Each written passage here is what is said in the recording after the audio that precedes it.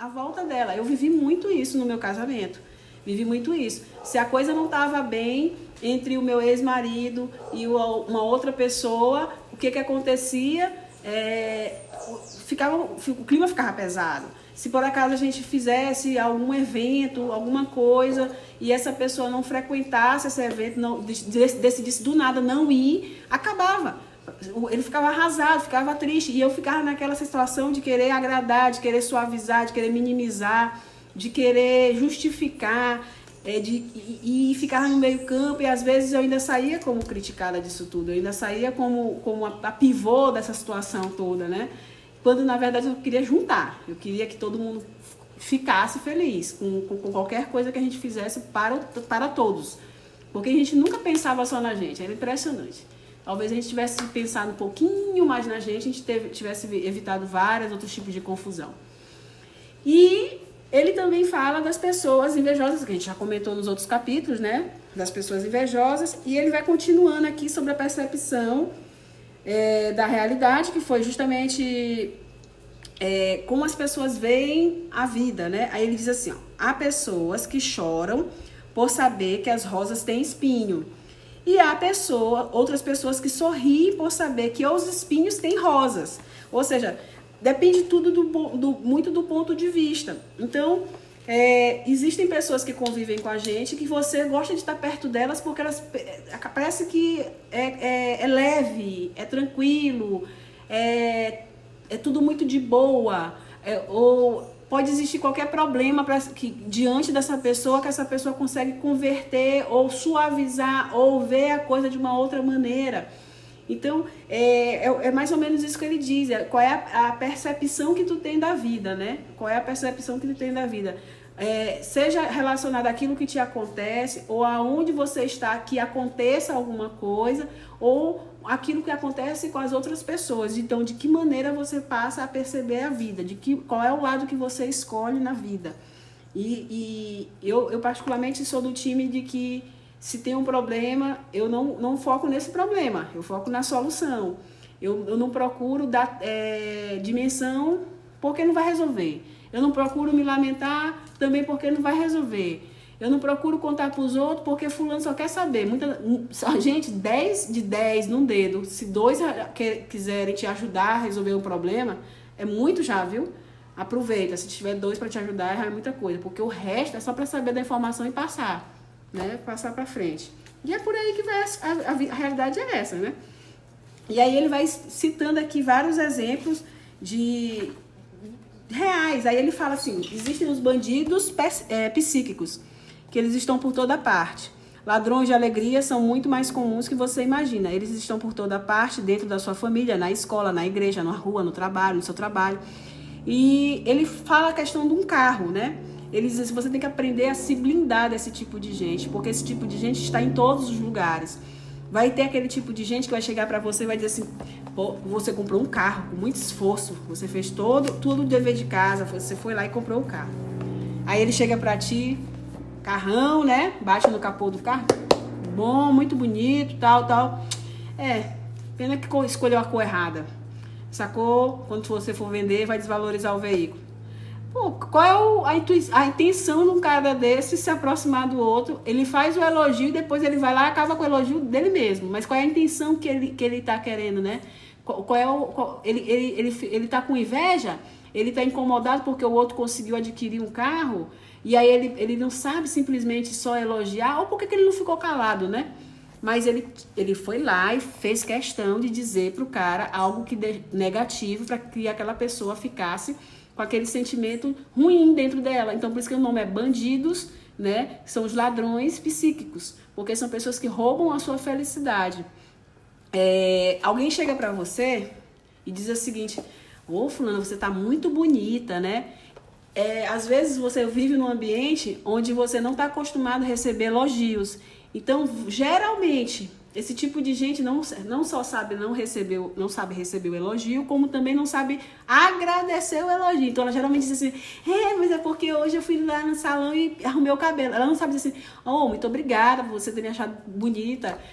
você também, tal, tal. Então, assim, essas pessoas, elas vivem tanto num ambiente que não a reconhece, que não percebe que você é tratado de maneira como se fosse mais um, que quando você é deparado com um simples elogio, você não sabe nem como reagir. E geralmente você devolve se denegrindo, né? Você devolve o elogio não se reconhecendo e não sendo grato por aquilo de coração, porque você não se sente merecedor.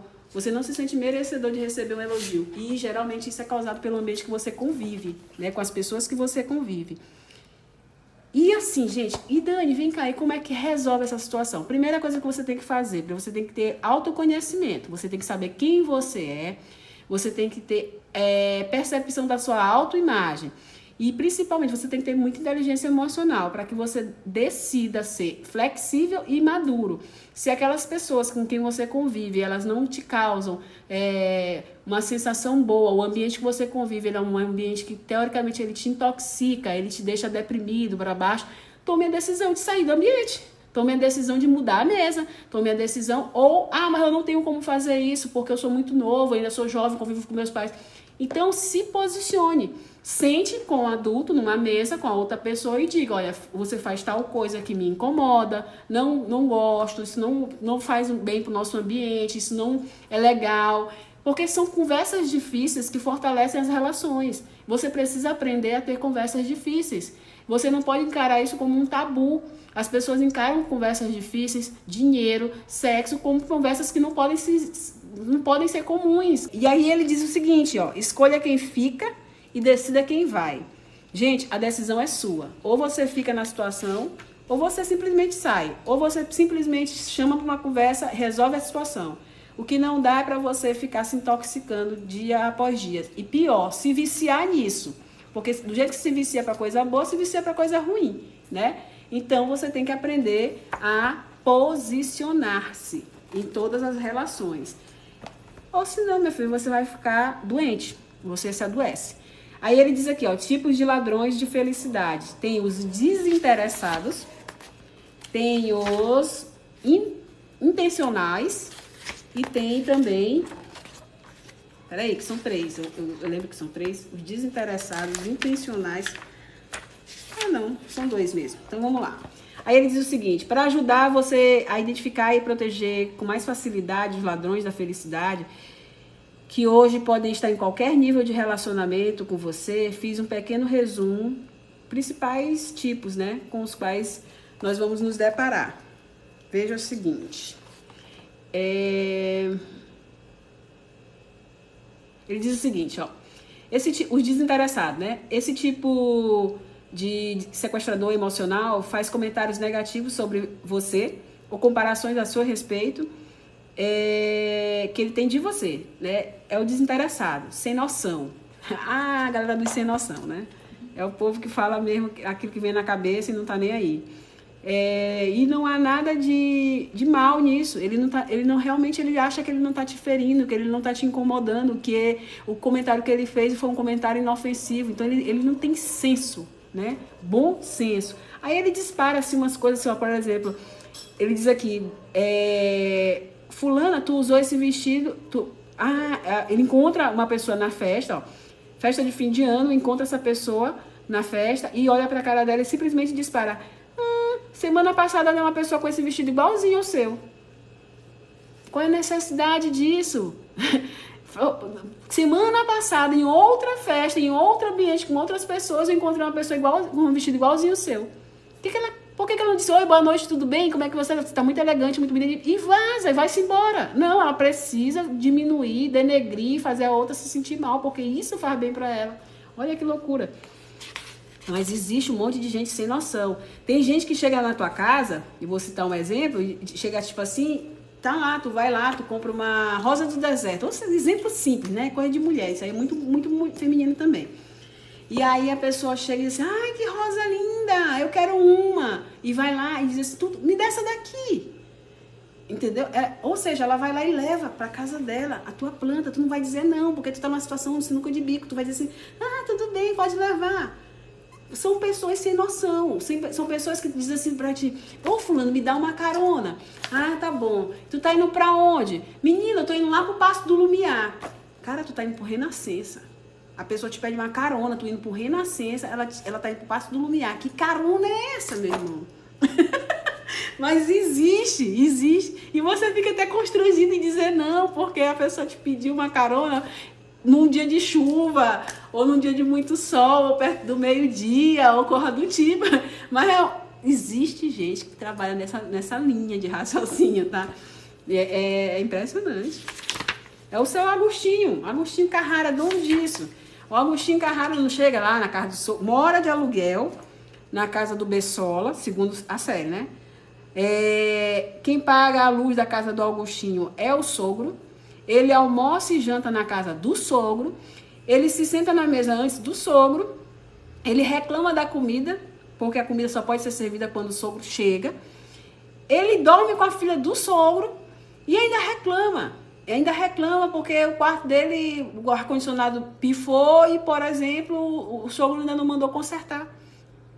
E é capaz de chegar, abrir a geladeira, pegar a última fatia do bolo, levar para casa dele comer, e aí quando o sogro chega em casa não encontra. E quem foi que comeu? Foi o Agostinho. Então assim, na nossa vida tem um monte de Agostinho, gente. Tem um monte de Agostinho. Pode acreditar. E tem os intencionais. Esses são os piores, né? Esse tipo de ladrão de alegria surge na nossa vida por diversos motivos. Ele está incomodado porque você está feliz no casamento, porque você é o patrão, porque os vizinhos celebram quando simplesmente você está por perto, porque você é uma pessoa realizada. Não importa o motivo, o ladrão intencional quer fazer algo para roubar essa sua alegria. Por escreve. Minha amiga, mas antes 10 Agostinho. Que é sem noção, que a gente sabe que ele vai na inocência do que uma criatura dessa, né? Então, ele diz aqui que geralmente essas pessoas elas estão no setor empresarial, né, no ramo empresarial, mas dentro das famílias também. E essas pessoas, elas simplesmente não querem ver você passar delas. Então, o que elas puderem fazer para lhe prejudicar, para lhe denegrir a imagem, para fazer você ser menor do que aquilo que você é, que você acaba chamando mais atenção, elas vão fazer. E quando você passa delas, elas não conseguem mais conviver com você. Elas passam a denegrir sua imagem para outro. Começam a dizer que você só quer você só quer aparecer, você mudou, porque na verdade elas não estão sabendo lidar com o seu sucesso. Você começa a perceber isso quando as pessoas que lhe conhecem há mais tempo, você começa a perceber quando elas não conseguem mais lidar com o seu futuro. E aí elas começam a trazer o seu passado. Elas começam a te lembrar do seu passado para poder você lhe travar no futuro. Então, se isso está acontecendo, não para, continua. Porque essa pessoa ela não deve pesar, a opinião dela não deve pesar, não deve te parar, não deve te levar, não vai te levar a lugar nenhum a não ser para trás. E se estão falando de você, dizendo que você mudou, que você é algo que não é, é porque você realmente está causando aquilo que você deveria, ainda mais se for um propósito de vida, ou ainda mais se for para o bem de outras pessoas. Se isso começa a incomodar outras pessoas, é porque está dando certo. Então, elas não conseguem lidar com isso, elas não conseguem lidar com o fato de você comprar um carro melhor do que o dela, simplesmente. Elas não conseguem contornar esse sentimento. Então elas começam a denegrir a sua imagem. Fulano comprou um carro e tal, eu não sei como é que ele consegue, não sei se ele vai conseguir pagar. Daqui a pouco nós vamos ver a polícia tomando esse carro. Ou se não, fulano quer casar não sei aonde. Eu ouvi demais isso, quer casar não sei aonde. Eu não sei como é que estão pagando isso. Não sei.